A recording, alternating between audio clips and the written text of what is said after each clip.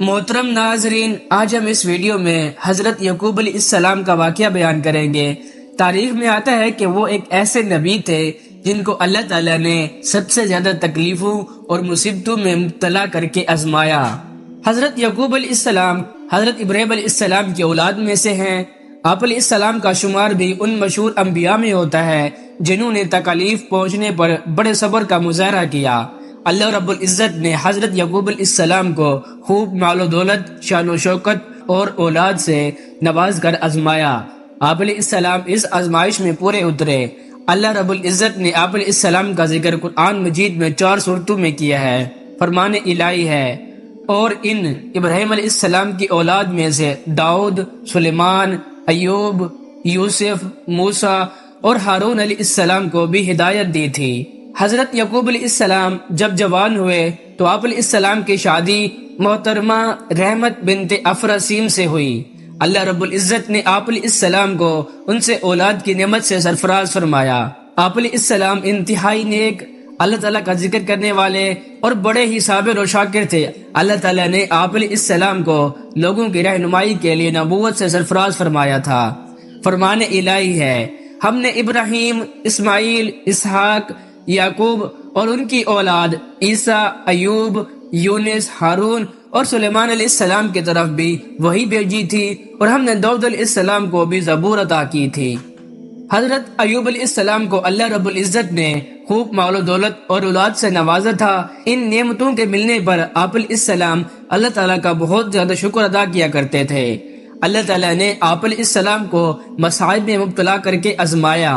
آپ علیہ السلام کی ساری دولت جاتی رہی، اولاد بھی فوت ہو گئی اور گھر بار بھی ویران ہو گیا، لیکن اس کے باوجود بھی آپ علیہ السلام اللہ کی رضا کے لیے صبر سے کام لیتے رہے اور کبھی شکوہ نہیں کیا۔ آزمائش کی مدت طویل ہوتی گئی، یہاں تک کہ دوست احباب بھی ساتھ چھوڑ گئے اور آپ علیہ السلام سے دور رہنے لگے۔ صرف آپ علیہ السلام کی زوجہ محترمہ رحمت بنت افراسیم ساتھ رہیں۔ وہ آپ علیہ السلام کی ضروریات پوری فرماتی۔ آپ علیہ السلام کی وفادار بیوی اجرت پر دوسروں کے کام کر کے آپ علیہ السلام کے لیے کھانے پینے کا بندوبست کیا کرتی تھی۔ اسی آزمائش میں 18 سال گزر گئے۔ حدیث رسول اکرم صلی اللہ علیہ وسلم ہے، سب سے سخت آزمائش انبیاء کرام علیہ السلام پر، پھر لوگوں میں سب سے زیادہ نیک لوگوں پر، اس کے بعد جو ان سے کم درجہ کے ہوں ان پر آتی ہے۔ انسان پر اس کے دین کے مطابق آزمائش آتی ہے، اگر وہ دین میں مضبوط ہو تو اس پر آزمائش بھی سخت آتی ہے۔ حضرت ایوب علیہ السلام اللہ تعالیٰ کی طرف سے آزمائش پر صبر و استقامت کا مظاہرہ کرتے رہے، یہاں تک کہ آپ علیہ السلام پر آنے والے مصائب اور ان پر صبر ضرب المثل بن گئے۔ آخر کار جب بیماری بہت زیادہ بڑھ گئی تو آپ علیہ السلام نے اللہ عز و جل کے حضور صحت کے لیے دعا مانگی۔ فرمان الہی ہے، ترجمہ: یا اللہ، مجھے تکلیف دہ بیماری لگ گئی ہے اور آپ سب سے زیادہ رحم کرنے والے ہیں۔ ایک اور جگہ پہ آتا ہے کہ اے میرے رب، بے شک شیطان نے مجھے سخت تکلیف اور پریشانی میں مبتلا کر دیا ہے۔ جب حضرت ایوب علیہ السلام نے بارگاہ الہی میں گر گرا کر اپنی صحت اور مصائب دور ہونے کے لیے دعا مانگی تو اللہ رب العزت نے آپ علیہ السلام کی دعا قبول فرماتے ہوئے فرمایا کہ جہاں آپ تشریف فرما ہیں وہیں اپنے پاؤں کو زمین پر ماریں، اس سے ایک چشمہ جاری ہو جائے گا جس سے آپ غسل کریں، بیرونی سب بیماریاں دور ہو جائیں گی، اور اسی چشمہ کے پانی کو پئیں، اندرونی بیماریوں سے شفا مل جائے گی۔ چنانچہ حضرت ایوب علیہ السلام نے ایسا ہی کیا۔ اللہ رب العزت نے آپ علیہ السلام کو صحت کاملہ عطا فرمائی۔ فرمان الہی ہے، چنانچہ ہم نے ان کی دعا سن لی اور ان کی بیماری دور کر دی۔ حضور اکرم صلی اللہ علیہ وسلم فرماتے ہیں کہ حضرت ایوب علیہ السلام صحت ملنے کے بعد ایک مرتبہ غسل فرما رہے تھے، اتنے میں سونے کی ٹڈیوں کا ایک جھنڈ آپ علیہ السلام پر آ گرا۔ آپ علیہ السلام ان سونے کی ٹڈیوں کو مٹھیاں بھر بھر کر کپڑے میں ڈالنے لگے۔